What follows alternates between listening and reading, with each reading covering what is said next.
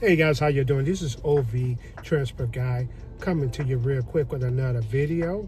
So I just want to give you guys a couple of tips when you're doing ride share, personal drive, private drive, in that area of transportation, just in general.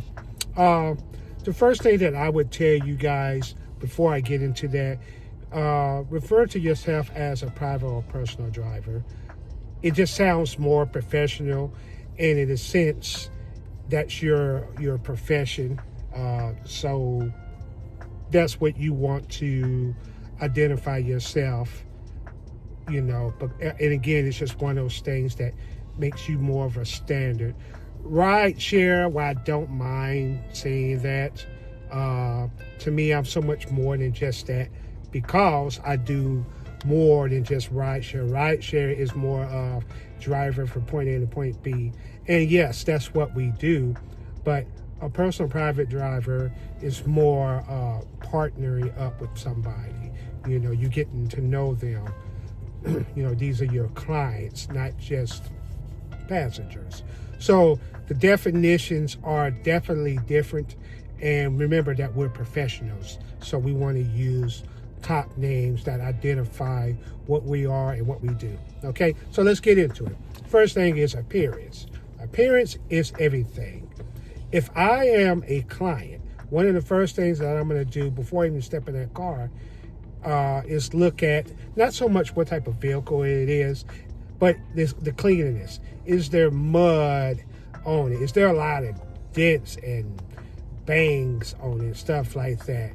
And sometimes you have stuff that happens. But if I can count a whole lot of them, or they're pretty obvious, or if it's just really dirty and muddy, window smog, during a clear day, not rainy, ice or storm, there's going to be some check marks off. Chances are I may ride with you, but, that's just going to give me reasons to misjudge you, based on your vehicle, right? At best, man, at least clean it up. I mean, Jesus, if you can't go to a car wash, get some Windex and a rag. You can't really go wrong with that, right? So the biggest key thing you want to do, exterior. Make sure it's clean. Make sure it's presentable. It doesn't have to be perfect. It doesn't have to be crystal clear, but it should represent you because that vehicle is an extension of you. So that vehicle should have as much ambition as you have, if that makes sense. And on top of that, the next thing is inside. If I step inside that vehicle, if it has an odor, no sir.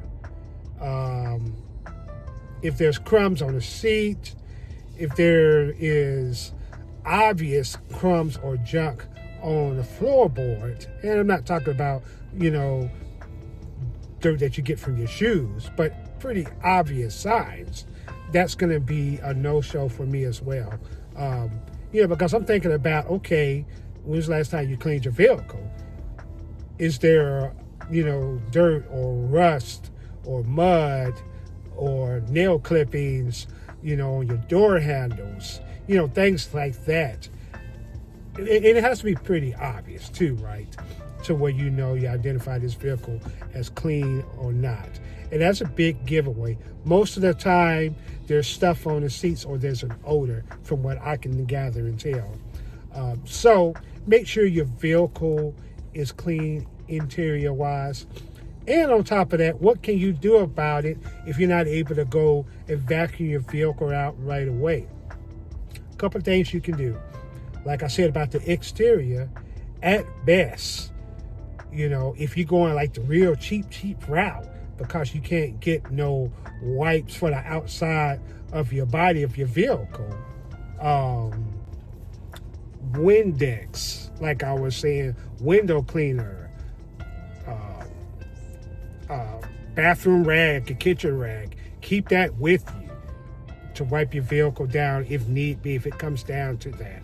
Again, this is more of spot checking. Some people are a little bit extreme with it, but you do want to have some sort of wipe, some sort of car outside cleaner, as well as the inside. Because again, I get it. You may not be able to go to the car wash. You may be in a place where that happened. But appearance is everything. So pay special attention to your vehicle, because you will be misjudged by your vehicle if it's looking like it's, looking rough. And then on the inside, you can get crumbs out. Simple things like a small little baby vacuum cleaner or dustpan. Things like that. Shake your carpet out. Have inside wipes. And most importantly, some type of Lysol in case you have somebody that was in here that was funky. These things are absolutely crucial. Why? Because again, you either will get less tips or no tips, or somebody may even cancel the ride, and get bad ratings. And you don't want your ratings to be bad. Ratings on how you drive can be a bad thing. So let's not get that, right? So we talked about the exterior, the interior. And another thing, too, moving on, when I step in a vehicle, is there room for me to sit at? Are the vehicles, or should I say, the seats, are they so small that part of my butt's hanging off? And again, if you're using a small car, that's one thing. But if I got to go to the airport, hey, I want to make sure me or whoever I'm with or my luggage can be fit in there and I'm not uncomfortable. Being comfortable is the biggest convenience people want to have.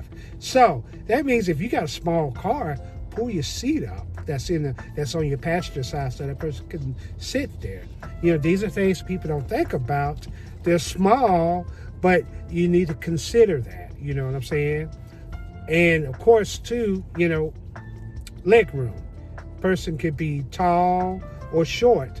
But if they got room to stretch, if they got room to move around, okay, that'll work. So consider the space in your vehicle. And of course, too, guys, if you're driving and you're looking more into personal private, that means you need to have a full-size vehicle. I'm not saying it's got to be a big 8-cylinder, because there's 4 cylinders that have plenty of room, But you've got to consider that if you plan on making a personal drive, consider the height, the length of, and the amount of passengers you may have, right? Consider the luggage that you may have with them, whether it's hospital, whether it's airport, day to day, they're going to get groceries, whatever it is. You got to consider that you're going to have some type of luggage, and that calls for having extra space and room. These are big key things. People don't expect you to have Lexus and Beamers when picking them up, but they do expect convenience and comfort, at least at bare minimum, right? Which leads me to another convenience worth having: phone chargers. A lot of drivers don't have it. I don't know why. I'm like, dude, listen. If this person that your passenger that you get into, your client get in your vehicle, chances are he may not have a conversation with you. He may want to be left alone. He or she may have a business call, talk with family and friends, or just kill some time scrolling. Well, what if their battery is low and dead? Now what they're going to do? Check mark off on tip. Am I being picky? If I'm a client, then I have to think like the client thinks. I want a phone charger for my phone, right? We make the joke of you can't have it your way, but you should make it to where there ought to be key essential things, at least. Cleanness of a vehicle, some sort of convenience, you know what I'm saying? In this case, phone chargers, and a universal one at that, because you don't know what type of model phone that they're going to have. So these are key things to have, inexpensive, critical to have and do. And of course, too, when you step in a vehicle, I recommend having music on. I'm not, and I get you want to listen to what you're listening to, things of that nature. But just consider, what if, they're either younger, middle age, or older person? Can I give you a suggestion on type of music that all can agree to? Watercolors, chill music, or seasonal music. It can be just instrumental. It can have a little beat to it, but not overbearing. It's not too loud, but it's not too low. It cuts off a lot of the road sound, but at the same time, you guys can have a conversation. And you can do that either on Sirius XM if you have it, or on your phone through your Bluetooth or an aux cable. So if you're trying to figure out what music this person likes, you can't really go wrong with seasonal, instrumental, chill, relaxation music.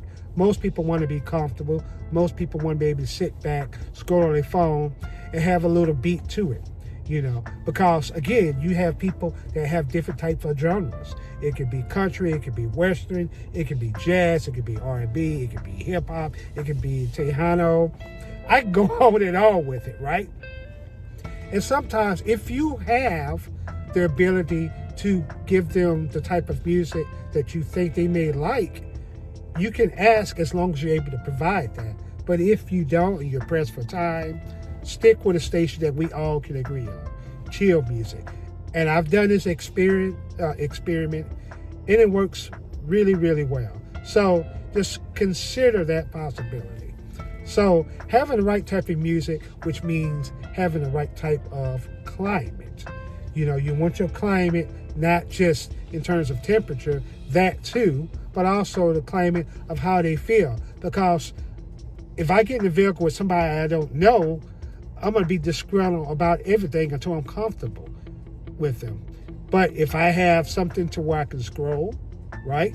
If I have music that's decent enough to where it's not overbearing and, it's not a problem or a distraction, and if the vehicle is clean, these are brownie points, and you will do well all the time with these things that are not that expensive at all. We already use them and do them anyway. The biggest key thing is this, and I close with this. Your car is an extension of you. So when you move, your car moves, right? So are you if you're taking care of your car, it's taking care of yourself, because it pays the bills, it gets you where you need to go. So if it's an extension of you, it needs to represent you and your business or your gig work, whatever it is it's doing. So it doesn't have to be top of the line.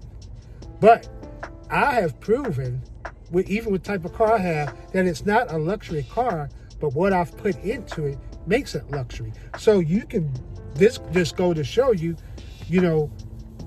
how you do your business with your vehicle, how you respond with it, how your reactions with it can make it worthwhile. So these are things to consider. And just one more thing to throw at you real quick. If somebody wants to talk, most people are not going to chatter too much, but you have some that do talk. What's the harm in listening to them? They may have stuff that totally you don't agree with at all, but a lot of times they may be just talking and venting. They may not ever see you again. In most cases, they probably will not. Let them talk. You'd be surprised. It may be answers you may need. It may just be entertaining. I mean, think about it. You're in your vehicle for an extended period of time by yourself, or people you're driving for are not communicating with you. That little extra talk might do you well. It may pass the time by. Y'all may have something in common. You may not have to agree with them. You may not even know what they're talking about. But you'd be surprised how at least being sociable plays in your favor when you're talking about beefing up your service and making the best service. Because even if you have all these things in your vehicle and you don't have a good social skill at all, check mark off on that. This guy is not too good.